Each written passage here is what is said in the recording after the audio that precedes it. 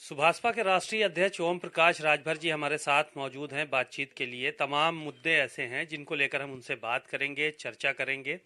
Sir, India गठबंधन की बैठक हुई। उत्तर प्रदेश को लेकर फैसला अखिलेश यादव लेना चाहते हैं और कांग्रेस कह रही है जो हमारा शीर्ष नेतृत्व कहेगा हम वो करेंगे। अखिलेश यादव चाहते हैं कि वो सीटों का बंटवारा उत्तर प्रदेश में खुद करें। तो ये गठबंधन में चीजें चल रही हैं, इसको किस तरह से देखते हैं? क्या ये गठबंधन उत्तर प्रदेश में सफल होगा? क्या कमाल कर पाएगा? आप लोगों को पराजित कर पाएगा? देखिए, पहले तो ये आपस की लड़ाई हो रही है। अब उसमें वर्चस्व की बात लोग सोच रहे हैं। अखिलेश जी सोच रहे हैं कि हम मालिक बन जाएं, हम जो कहें वो सब लोग माने। नीतीश जी सोच रहे हैं कि हम, ममता जी हम, कांग्रेस सोनिया जी हम।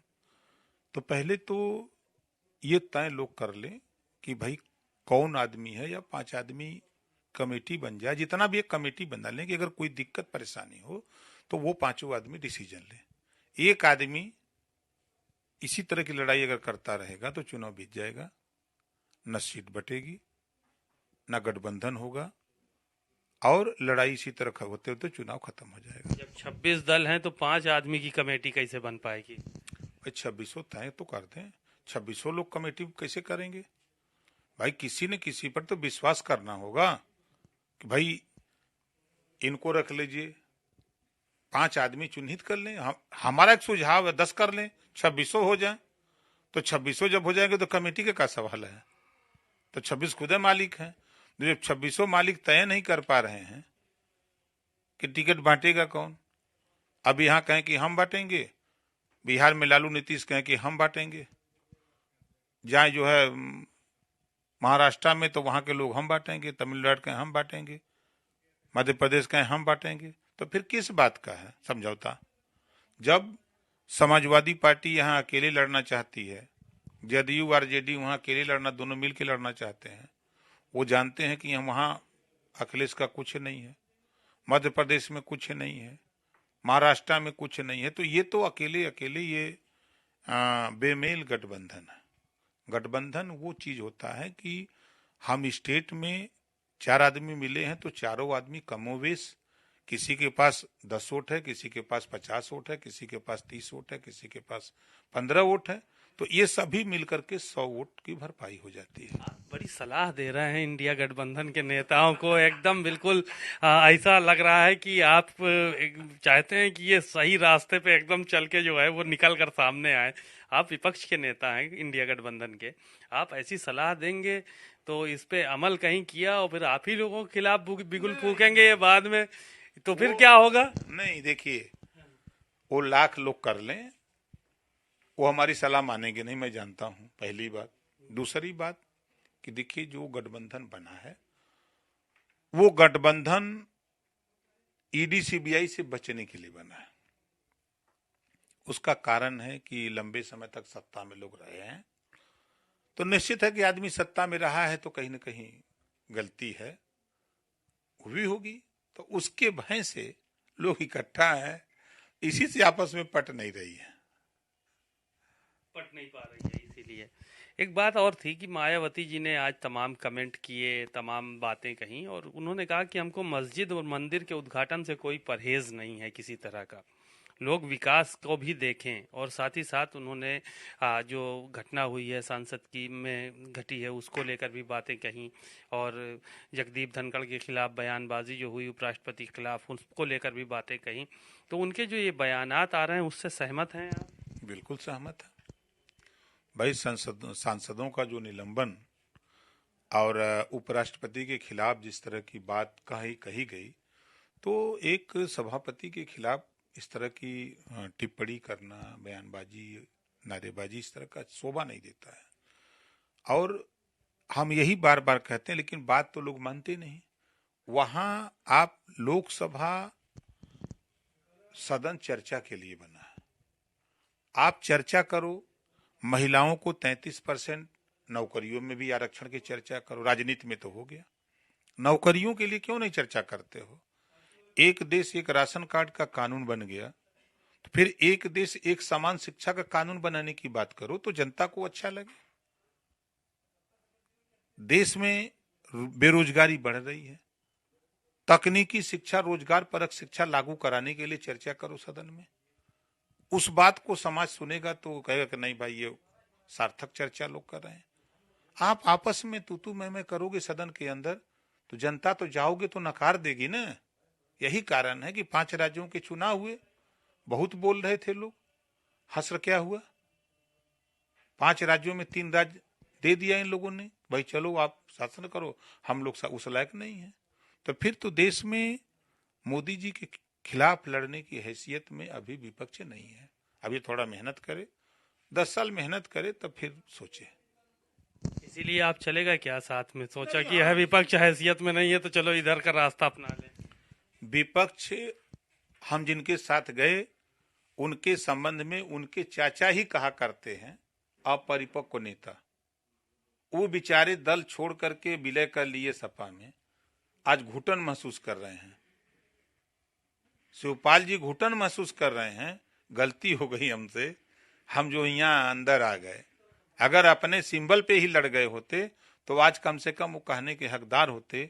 आज उनकी जय जयकार करने वाले लोग, हजारों लोग हर जिले में मिलते, लेकिन उनको बांध करके ऐसा रखा गया है कि अब वो बेचारे क्या करें। बांध दिया गया है उनको, 100% बांध दिया गया है। दल चलाना था तो फिर शिवपाल जी को प्रदेश अध्यक्ष बना दिए होते, तब देखते जलवा। लेकिन हुआ डर है कि शिवपाल जी कहीं दलवे न खत्म कर दें। अरे विश्वास भरोसा तो करो किसी पर। राजनीति में भरोसा करना पड़ता है, और अखिलेश जी किसी पर भरोसा नहीं करते, किसी पर विश्वास नहीं करते। यही वो उनकी दुर्गति का कारण है। अखिलेश यादव किसी पे भी भरोसा नहीं। इतनी बड़ी पार्टी चल रही, बिना भरोसे के चल रही। बिल्कुल, वो मुलायम सिंह जी और शिवपाल जी की कमाई है। उनके द्वारा बनाए गए संगठन, उनके द्वारा बनाए गए जो प्रारूप हैं, उसी को नहीं संभाल पा रहे हैं। और तो छोड़ दीजिए, बता दें नया किसी को जोड़े हों, किसी नया को बता दें जोड़े हों, लोग छोड़ के जा रहे हैं। मैं तो देख रहा हूं कि डेली का डेली मैं देखता हूं अखबारों में, आप लोगों के चैनलों पर, कोई भाजपा में भाग जा रहा है, तो कोई बसपा में जा रहा है, तो कोई कांग्रेस में जा रहा है, कोई सुभाषपा में आ रहा है। क्यों आ रहा है? अगर वो अच्छे हैं तो फिर छोड़ के क्यों लोग जा रहे हैं? उनको बांध के रखना चाहिए। उनकी पार्टी में भी तो आ रहे हैं बाहर से लोग। अरे वाह, कौन लोग आ रहे हैं? वो लोग आ रहे हैं जो दगे हुए कारतूस हैं। दगे हुए कारतूस हैं उनकी पार्टी में सब लोग जो जा रहे हैं। अच्छा। उनके यहाँ तो दगे हुए कारतूस है ना। अब मुसलमान भी समझ गया है कि समाजवादी पार्टी हमको नफरत के सिवा कुछ देने वाली नहीं है। अभी लंबे समय तक शासन तो इनका आना नहीं है। अब वो खाली डरवा डरवा करके कितने दिन तक रखेंगे? अब जो यादव मजबूत हो गया है, अब मोहन यादव की तरह वो भी ताक में है कि हम उधर रहेंगे तो एमएलए बन सकते हैं, मंत्री बन सकते हैं। ऐसे लोग उधर भाग रहे हैं, कहाँ रोक पाएंगे? अब बड़ा लंबा समय इंतजार करना पड़ेगा। समाजवादी पार्टी राम मनोहर लोहिया जी को मानती है ना। राम मनोहर लोहिया जी ने ही कहा है कि संगठन को आगे बढ़ाना है और संगठन को बांध के रखना है तो सत्ता में रहना है। और लंबे समय तक अगर सत्ता से दूर रहे तो संगठन भी खत्म हो जाता है, पार्टी भी कमजोर हो जाती है, नेता पर लोगों का विश्वास हटने लगता है। एक सवाल ये था कि आप जब अखिलेश यादव के साथ थे 2022 के चुनाव में, तो आपने कहा था कि सरकार अगर बनेगी तो मोटरसाइकिल पर 3 सवारी फ्री कर देंगे हम लोग। सरकार बनी नहीं, अब यहाँ आ गए हैं, यहाँ करवा दीजिए। हमारी सरकार बनेगी तब ना महाराज। हम कहे हमारी सरकार बनेगी तब। मंत्री बन के क्या करेंगे? मंत्री करेगा, आदेश मुख्यमंत्री करता है। तो मुख्यमंत्री बनेंगे आप तब जो है वो ये कानून लागू। हमारी पार्टी की जिस दिन सरकार बनेगी उस दिन कई ऐसे फैसले लेंगे जो आप लोगों के लिए हित में होगा। पत्रकार आयोग का गठन करेंगे, फोटोग्राफर दुर्घटना बीमा आप लोगों के लिए करेंगे। इससे तो आप लोगों का लाभ होगा ना। और तो उसी तरह जब हमारी सरकार बनेगी तो फिर 3 सवारी फ्री करेंगे। तब 3 सवारी फ्री करेंगे जब सरकार बनेगी। एक सवाल ये था कि खरमास शुरू हो गया है, अब ये 1 महीना चलेगा, तो अब क्या इसमें भी इंतजार ही इंतजार है? खरवास में खाना नहीं खाते हैं लोग, खरवास में शादियां नहीं हो रही हैं, सब हो रहा है, कोई काम बंद नहीं है। नहीं, लेकिन अच्छे दिन नहीं मानते हैं ना कुछ लोग इसको, तो उसमें जो है वो अच्छे काम नहीं होते हैं, कोई नया काम नहीं करते हैं शुरुआत।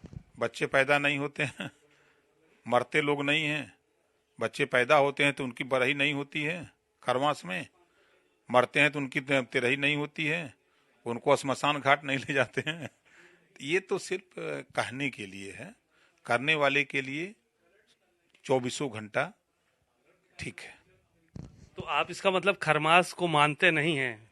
हम नहीं मानते, हम कुछ नहीं मानते, हम अपने माता पिता को भगवान मानते हैं, उसके बाद तो ईश्वर को मानते हैं, और उसके बाद जनता लोकतंत्र में मालिक है, यही सब कुछ करती है, यही इसी के पास पावर बाबा साहब डॉक्टर अम्बेडकर ने दिया है वोट का, उसी के वोट को लेने के लिए सभी पार्टियां सभी नेता परेशान रहते हैं। नहीं, ईश्वर को आप मानते हैं, लेकिन वंशज तो हनुमान जी का कहते हैं आप अपने आप। भाई वो हमारे बिरादर हैं। शुक्रिया बहुत बहुत।